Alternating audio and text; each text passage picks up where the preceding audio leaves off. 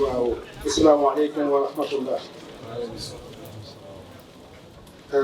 ñu ngi sant yàlla bu baax di nuyu Seydina Ousmane ci bésam bi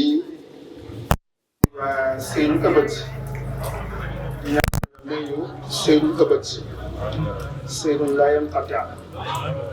maadaama lillahi mulkuhu samawati wal ard. maa ngi gis ñu ma namm ñu ma gën a gis yu baax te ci yàlla yu mag yu kawe ñu xam ne dañoo séntu seen ndaw yëpp dañ ko ut mbaax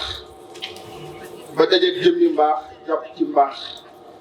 te booba léegi ñu ngi téye bàyyiwuñ di kanam yoo xam ne gëj naa leen di gis sama sëriñ sama xarit sama soppe Chérif maa ngi lay nuyu bu baax a baax ak Xadimul Xadara Zeynou Rey di Cheikh Ousmane maa ngi lay nuyu di gis sama soppe Cheikh Babacar Ka maa ngi koy nuyu bu baax xam ne sama xarit la sama waxtaanu ndoor la léegi-léegi mu toog guddi lëmm di ko waxtaan mii di bañ noddu fajar